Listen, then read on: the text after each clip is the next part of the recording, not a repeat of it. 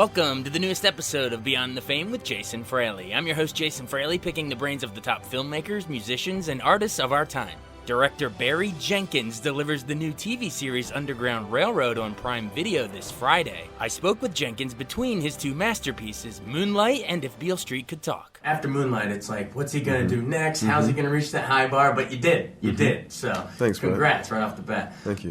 Everyone's looking forward to seeing what you're doing next. Why was this one? You got to be selective what that next one's going to be, coming off Best Picture. Why this? No, I didn't think of it that way, that you had to be selective coming off of Best Picture. You know, I wrote this script at the same time that I wrote the script for Moonlight in the summer of 2013.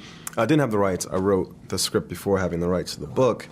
And then over the process of making Moonlight, got the rights from the estate. And it was actually really nice when all the Oscars and awards season stuff started to really just know what the next piece was going to be, even before all the madness at the Oscars. And then when the madness at the Oscars did happen, again, it was even nicer to know that there wasn't going to be this pressure or expectation.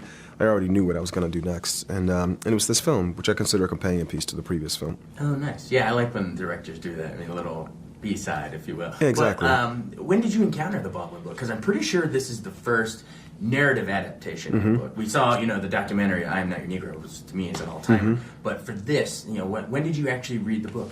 I read the book for the first time in 2008, 2009, somewhere around there. A friend sent it to me and asked me if I had read it, because everybody knew I was a big fan of Baldwin's work, but I actually hadn't read this one.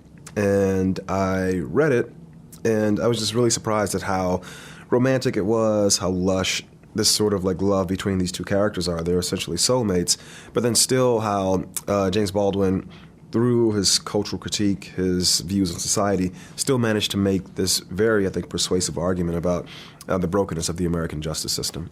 Yeah, I like how it works on multiple levels, because in the macro, you get the social commentary, you get the mass incarceration and the justice system that you're talking about, but it's not like overpowering you while you're watching it, because you're so into the human story here. Yeah. This is a great, great love story. My favorite scene on that front is when they're looking at the new apartment. That's my favorite. That's my favorite scene in the whole movie. Explain shooting that scene and your idea of how your camera just is swooping around, and you almost start imagining the fridge and the table. And, exactly. And the way.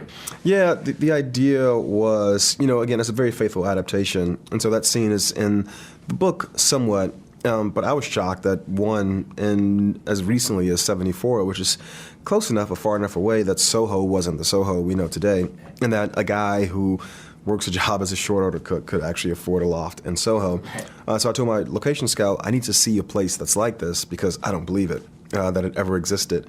And he found one. And, the landlord was, this Jewish guy who we modeled Dave Franco's character off of. And then the loft itself, as we were going around it, I just thought, this doesn't make any sense. You can't make this into a home. And then it clicked. It's like, oh, well, what's like a testament to love and faith in love than someone promising you something that is impossible and you going, okay, I believe you. And so once we clicked on that, I rewrote the scene to reflect this thing where they're pretending to grab the fridge and all that stuff. And Dave's character, Dave Franco's character, Levy, the landlord, is in the book, but even then it wasn't enough. I was trying to find some connective tissue between he and Fonny, and this idea of mothers just came to me. And that was when we added the line where Fonny's like, yo, Mr. White Man, why the hell are you giving me this loft? We've been looking for all this time, and nobody's going to sell a loft out here to two Negroes, he says.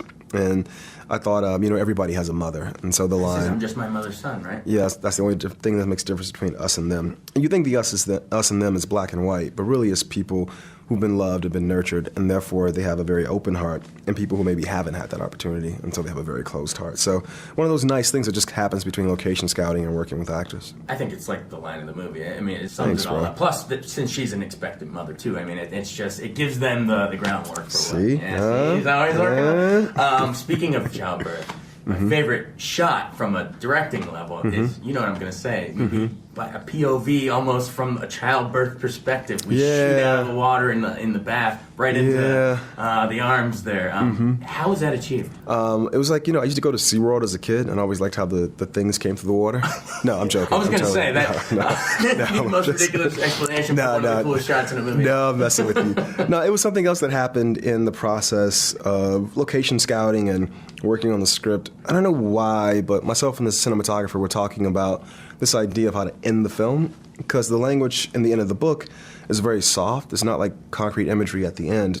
And I don't know why, but I just saw, because this woman's carrying this child the entire film, just this, I wanted to be a part of the birth, without all the messiness. Yeah. Thanks for sharing that. Right? So it's a very elevated kind of depiction, and not documentary kind of depiction of a birth, but because of all the things these characters are carrying over the course of the film, it felt like something that visually spectacular was earned at that point. And yeah, it's something that, I think for women who see the film in particular, even though it's not a documentarian's depiction of a childbirth, something about it really moves them. And whose arms would you want to come into, as your first breaths in this world, other than Regina King? So. Right? I was like, man, I wanted her to be. But, it's a lot of dynamic visual language here, which, you're known for. You're a genius at it. Goodfellas-esque freeze frames early on, and hear the characters talking over it, voiceover. And I also love that shot when he's at the art sculpting thing and he's spinning around with the smoke. And it's just great. But even in Moonlight, everything that's blue is signifying his, sexual awakening. Like he's got the blue backpack when they're playing Smear the You-Know-What in the beginning. He's got the blue hallways. He's got the blue... And it's because the book is in Moonlight, black boys look blue. Right? Exactly. So take me into just your idea of I'm going to assign a symbolic color to this. It's important because I think, it's not literature, it's cinema. So I think the visuals are very important. I think the sound is important too, just as important. And I think for me, it's not worth telling these stories if we don't create an immersive experience for the audience, As they say, walk a mile in the character's shoes. I kind of want almost, it's not virtual reality, you're not putting on a headset, but I do feel like the auditorium of a cinema is like a virtual reality headset in a certain way. The image is always in front of you and the sound is all around you. And so I'm always trying to find ways to really do things with the form, with the actual aesthetics that heighten the experience of the characters. And I think some of the things with color that we did in Moonlight, we did it in a softer way.